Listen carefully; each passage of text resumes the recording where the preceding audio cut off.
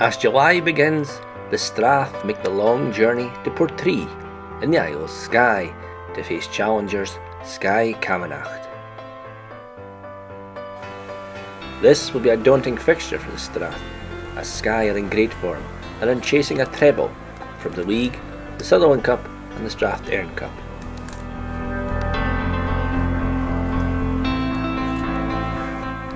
The Strath have travelled slightly short, but they still have a competitive team out, and this game is a real 4-pointer. Strath are the better of the hitting, and this helps set up Penry Jones to blast the ball home to give Strath a 1-0 lead.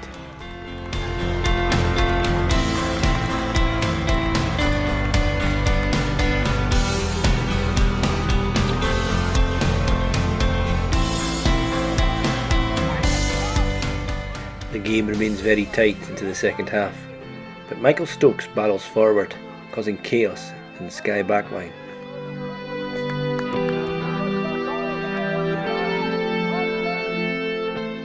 And the ball comes in, and it's Rudy Todd that slots it home to give the Strath 2 vital points in their league challenge.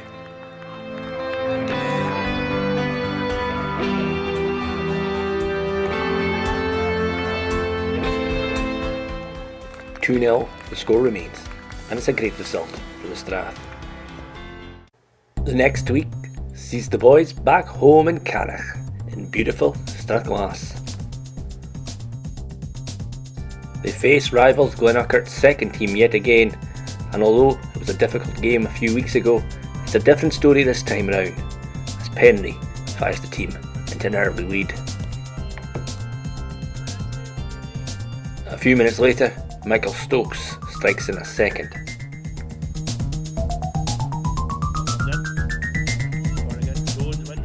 Seth Jones makes a powerful run forward and plays the ball in to Stokes. Glenurquhart keeper Ian McLeod saves, but Penry Jones is here to slot home the rebound. 3-0. Then on the quarter hour mark, Penry makes it 4-0 to the Strath when he completes his hat-trick.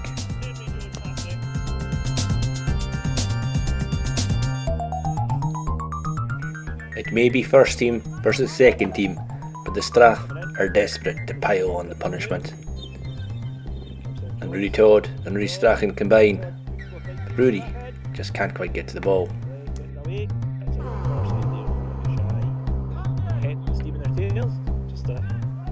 Glen steady the ship, however, and it's not until 5 minutes of the second half to go that Penry makes it 5 with a great finish. However, this season the Strath have let some big leads slip, and the Glen know this, so push on. And, with a few moments left of the first half, they almost get a goal. Not punished. With only moments remaining in the half, Rudy Strachan almost converts the goal of the season. The Strath can be very happy with their first 45 minutes of work, but the second half starts off on a rather surreal note when a shout from the side of the park gets Penry Jones booked in a case of mistaken identity.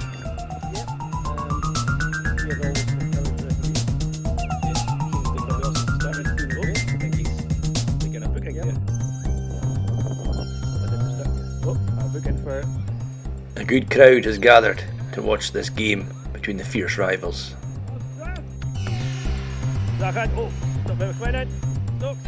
And the gathering fans get the goal they want to start the second half. Well, eventually. Seth Jones.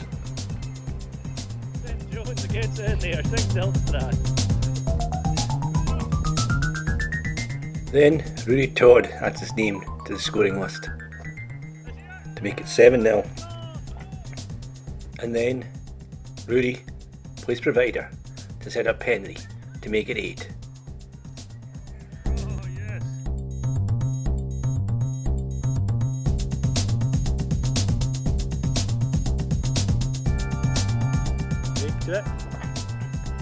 Then the Glen get a consolation when a penalty is conceded.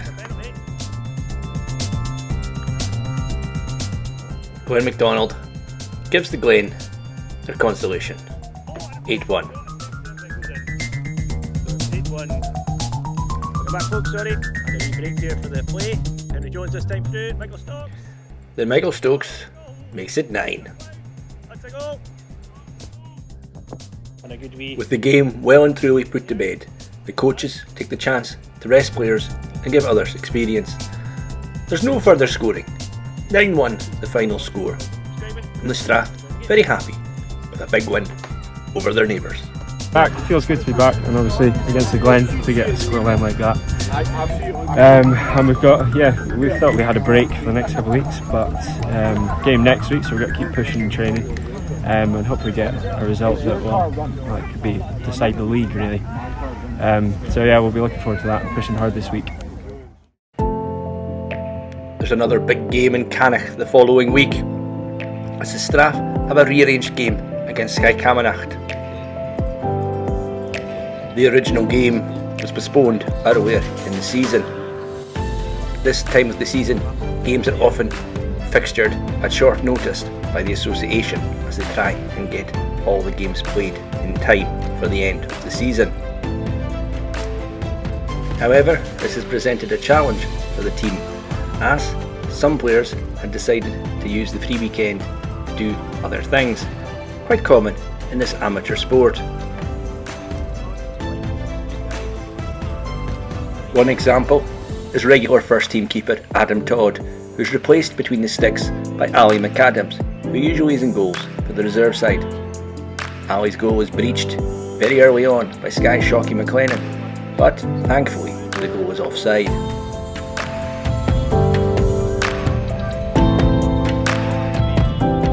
Skye are looking to avenge their defeat in Portree and play the start of the game at an electrifying pace. The Strath struggle to cope with the times. However, the Strath claw their way back into the game, and the man who quite often gets the Strath the goal when they need it, Seth Jones, opens the scoring on the half-hour mark. It's still a strongly competitive game, and the Strath struggle to break down Skye, who are holding their own. Henry Jones flashing wide. The Strath go close again, this time hitting the woodwork. Skye's Ali Deke McDonald is sharp between the sticks, keeping the Strath at bay. Moments later, Shocky McLennan bursts forward and a rocket of a shot makes it 1-1. Skye look to press their advantage, and the game and the league are delicately poised.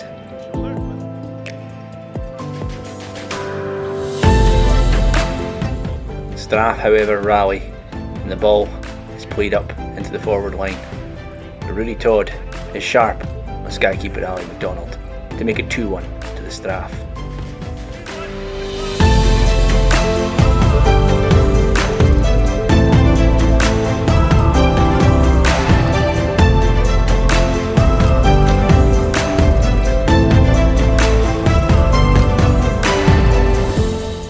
Skye aren't done yet, however, and neither side is willing to give any quarter.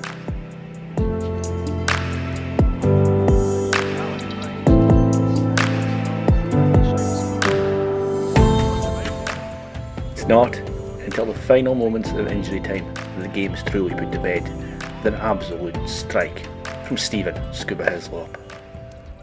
Referee John Matheson's final whistle sparks celebrations from home support, and Strath know that they've taken a really big step towards winning the title. Donald, Darren and Robert gather the troops in the middle of the field. Well done guys, that's the result we were looking for, okay? Home ready now guys, 4 games to go there. Yeah, just digging it out, keep effort. That's what we want to start the game. That's what we got, plugged away at it. Got it in the end. Bloody really nice. You'll says come from bloody Spain this morning. That's the commitment we need. That's what it's like. Okay, guys, that's what it takes to get to this level. I came from Dingwall, what's the difference? I came from Dingwall, what's the difference? You'll need to be here for the 85th minute. Well, that's it, that's all I need to be here. I told you, I scored important goals. The week off next week is definitely Belladrum. And then after that, we just have to be prepared for that last 4 games, whenever they are, guys. Okay? Getting a Saturday off, But this is the squad, guys, so you just have to make yourself available, get the injuries, get the training done. Last 4 weeks. If everything rocks, take a rest. If you rock, guys, let's get them into training. Yeah. Good stuff, guys. One man who's over the moon is Scuba, who suffered a drought in front of goals this season. Close games like this, you know, when we can dig in and battle on, it shows we've got that in us. So, no, a good result. We've been playing well this year. I mean, I've worked away quite a bit, so it's difficult for me to train, so I can understand being on the bench. But you know, any help I can give the boys, I'm happy to do. And luckily, he came on today and managed to score a wee goal, so can't complain. No, there's been a few if you listen to me, so definitely up there. I mean, it was some strike. That's all I'll say. I'll let someone else describe it later because I'll just exaggerate it. But no, good. Can't complain and delighted with the win, so keeps us moving forward. Come on, baby, I'm back. Players and coaches gather in Cannock Village Hall for Jimmac and Katie's Kaylee. James McIntosh, or Jimmac as he was affectionately known, and his wife Katrina, or Katie, were massive fixtures in the Strath for many years. Although a legendary player for Glenrothes in the 1960s, Jimmac also contributed massively to the Shinty in Strathglass, particularly as a youth coach. Indeed, before he and Katie passed, they wished that every year a Kaylee would be held in their memory to raise funds for a youth Shinty in Strathglass and Glenrothes. Their daughters, Alison and Ellis, put on a great night that brings Strath and Glen together for one night at As a least. wise man once said, it takes a Glen man to teach Strathglass how to play Shinty. So here, to Strathglass, to Jimmac. After a road traffic accident means that the game is switched at the last minute from Ballyhooish to Speen Bridge, the Strathglass ladies team to shake off a disappointing loss to Glenrothes in the league the week previous with a semi-final win against Badenoch B in the Maui WCA Challenge Cup.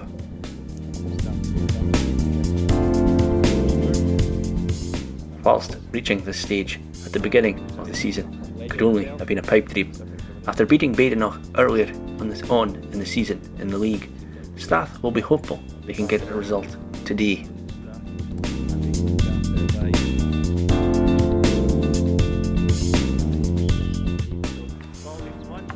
The Strath start the stronger of the two teams, although it's Badenoch who get an early chance.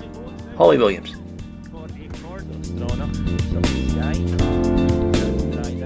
Isla Strachan and Cassie Dorian combine up front to cause Badenoch troubles early on, but Badenoch's backline is not breached, and that gives them the confidence to grow in the game.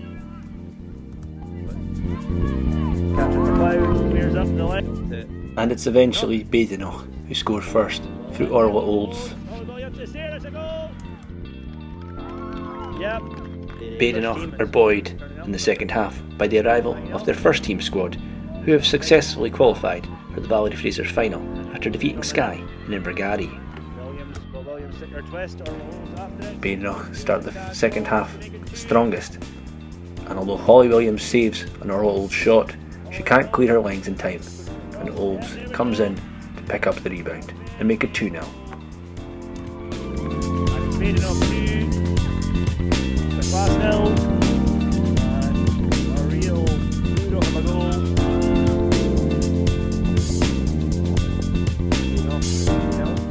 From a corner, Badenoch make it 3-0, and the game is surely out of Strath's grasp. The Strath push really hard in the final stages though, and have many chances that they just can't convert. The game is finally put out of reach with a stunning goal by Lexi Parker. Sadly, the cameras just don't capture. delight for Badenoch as they join their first team in getting to a national final, which will be played in Newtonmore on home ground for them. For the Strath, there's a real sense of disappointment at not reaching their usual high standards and at missing out on a national final. Helper Ian McCallum reflects on how the game went. Well, very close game for most of it. I think we were up against a very well organised side today. They defended very, very well, and they had to. I think we did have a right good go at them. But I think on any other day we would have scored at least 2, and I think that would have given us the confidence to probably contain them a little bit better. But you know, they were a good side. I don't think there's no shaming in a defeat there. But slightly disappointing we couldn't have brought maybe the intensity of the last 10 minutes to something earlier in the game. There's still hope for the Strath ladies in the league, however, although they must recover a 2-point deficit to Glenrothes. For the first team, their destiny is definitely in their own hands.